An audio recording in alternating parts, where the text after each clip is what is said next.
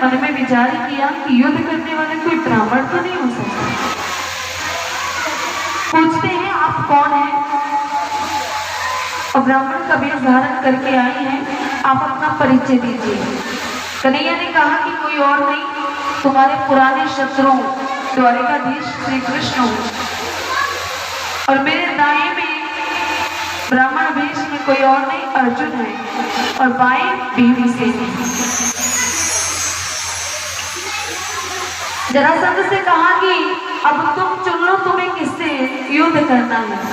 जरासंध ने कहा कि देखो आपसे तो युद्ध अब कर नहीं सकते। क्यों? क्योंकि आप हमसे हार गए।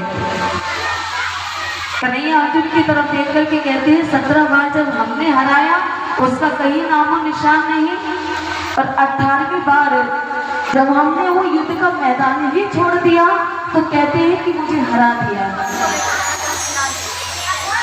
कहा अर्जुन से युद्ध कर लो, कहा अर्जुन से युद्ध नहीं कर सकते। क्यों? क्योंकि ये हमारे बराबर का नहीं, टक्कर का नहीं, बालक है हमारे आगे। और भीमसेन को देख करके कहा कि ये हमारे टक्कर के।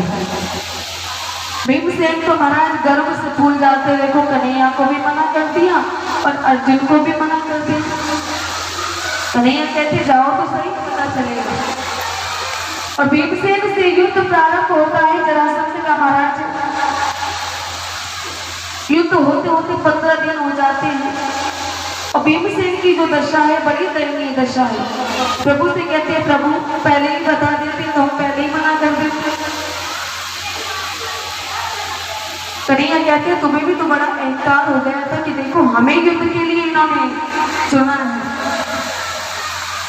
और महाराज भीमसेन रोते रोते प्रभु से कहते प्रभु या तो आप कोई उपाय बताइए अन्यथा मैं ये मैदान छोड़ करके भाग जाऊंगा।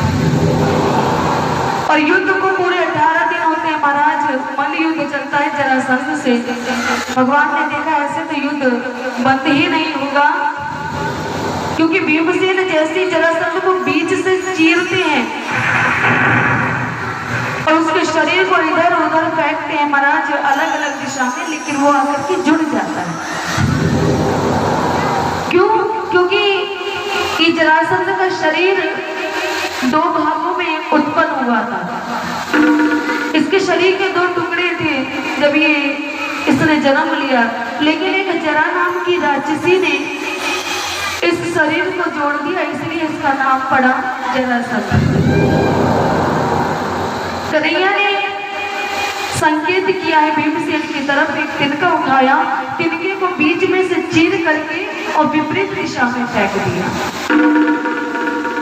भीमसेन समझ जाते हैं और बीच से जरासंध को चीर करके उसके अंगों को विपरीत दिशा में फेंक देते, जिससे वो दोबारा जुड़ नहीं पाता।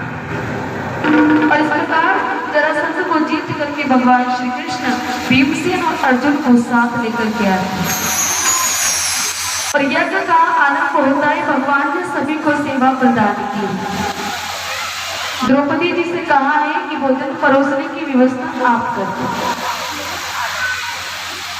भीमसेन को कहा है कि तुम भोजन अधिक करते हो तो भोजन अधिक करा भी सकते हो। महाराज यदि कोई 2 रोटी खाता हो तो वो दूसरे को क्या भोजन करा पाएगा? 4 रोटी होने पर पूछेगा महाराज और चाहिए। ऐसे ही भगवान ने सभी को सेवा दी है, लेकिन स्वयं प्रभु ने क्या सेवा ली कि जितने भी अतिथि आएंगे भोजन करने के लिए, साधु संत आएंगे, अपने हाथों से उनके चरणों को धोएंगे और अपने पीतांबरी से उनके चरणों को पोंछेंगे। चरणों की सेवा भगवान ने दी।